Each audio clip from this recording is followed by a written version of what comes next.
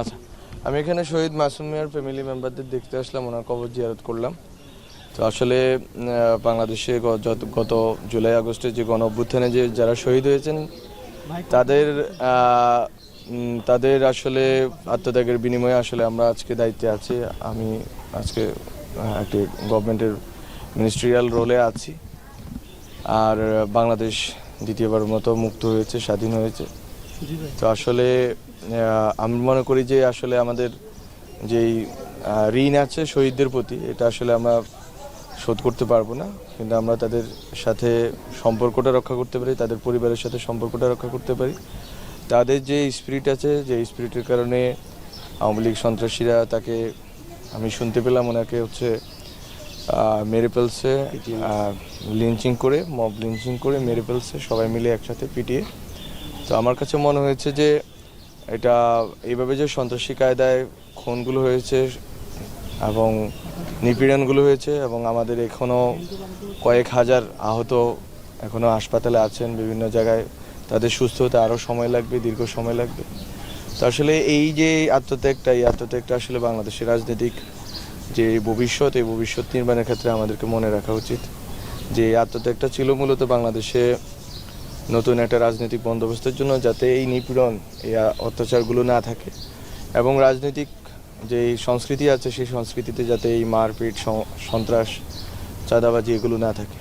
তো শহীদদের এবং আহতদের আত্মত্যাগের এই যে চেতনা আছে, যে স্পিরিট আছে, এটাকে যাতে বাংলাদেশের জনগণ ধারণ করে, বিশেষ করে রাজনৈতিক দল এবং দলের নেতৃবৃন্দ ধারণ করে, এটা আমরা আশা রাখি। এবং আমরা জানি এই যারা শহীদ হয়েছেন, আহত হয়েছেন, এখানে যারা অপরাধী আছে তাদের বিচার কার্য শেষ করে যেতে পারি। পুরোটা হয়তো শেষ করা সম্ভব না, বিচার কার্যের আমাদের যে আদালতের যে বিচার প্রক্রিয়া আছে, এই বিচার প্রক্রিয়াটা অনেক দীর্ঘসূত্রিতার। যে আমরা চেষ্টা করব ট্রাইব্যুনাল এবং আরও বিভিন্ন মাধ্যমে যেখানে যেখানে মামলা হয়েছে আমরা চেষ্টা করব মামলাগুলোকে চালিয়ে যাওয়ার, এবং শহীদ পরিবারগুলো যাতে বিচার পায় এটা নিশ্চিত করার চেষ্টা করব।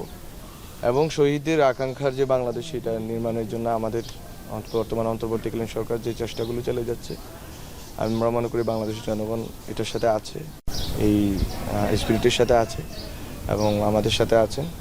এবং রাজনৈতিক দলগুলো যদি সর্বোচ্চ সহযোগিতা করে এবং সদিচ্ছা প্রকাশ করে সবাই মিলে, তাহলে আমরা মনে করি যে আমরা একটা নতুন বাংলাদেশ গড়তে পারবো। অন্তত পুরোটো কাজ না হলেও আমরা অন্তত ভিত্তিপ্রস্তরটা স্থাপন করে যেতে পারবো, এবং শহীদদের আত্মত্যাগের বিনিময়ে যে নতুন বাংলাদেশের স্বপ্ন, তারাও হয়তো দেখেছেন, মৃত্যুর পূর্বে হয়তো ভেবেছেন যে বাংলাদেশে ওনাদের আত্মত্যাগের বিনিময়ে হাসিনার বিদায় হবে এবং নতুন বাংলাদেশ হবে।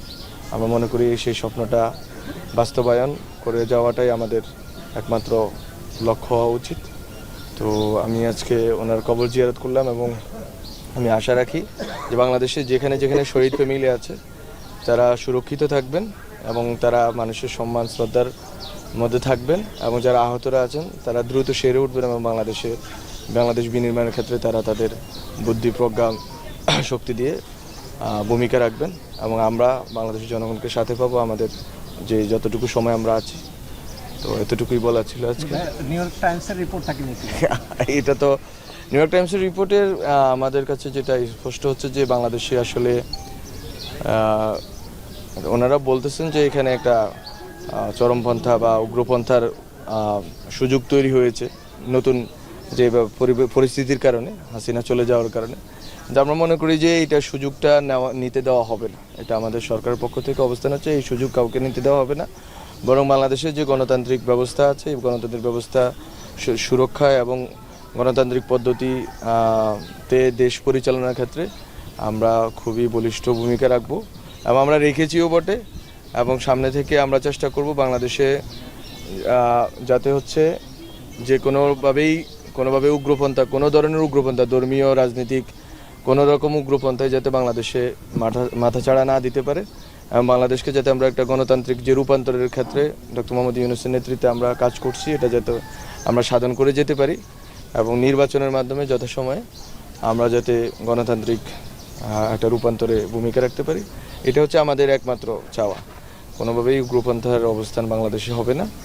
আর এক্ষেত্রে সরকার আলোচনা করেছে, অনেক সময় সতর্কতা দিয়েছে, কিন্তু আমরা মনে করি যে আমরা যদি দেখি যে আসলে আলোচনা এবং সতর্কতার মাধ্যমে সমাধান হচ্ছে না, তাহলে আমরা হার্ডলাইনে যাব এবং সেটা খুব শীঘ্রই যাব যদি আমাদের সেই পরিস্থিতি আসে এবং আমাদের কথা যদি বিভিন্ন কমিউনিটি যদি না শুনে এবং আমাদের সাথে যে ডায়ালগের সম্পর্কটা যদি রক্ষা না করে। একটা রাষ্ট্রের যেই সুযোগ অনেকেই পেয়েছেন, কিন্তু সুযোগের যদি সদ্ব্যবহার না করে যদি কেউ সুযোগের যদি দুর্ব্যবহার করেন এবং যদি সুযোগ কাজে লাগিয়ে যদি দেশকে অস্থিতিশীল করার চেষ্টা করেন, আমরা অবশ্যই হার্ডলাইনে যাব।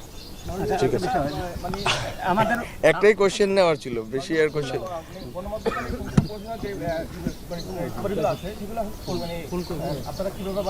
আর এর সাথে সেটা- মফস্বল কিন্তু খুব বঞ্চিত হয়। না, মফস্বল এবং ওখানকার আপনাদের যে শহর অঞ্চলের এগুলো নিয়ে বিস্তৃত বর্ণনা আছে, লেখা আছে।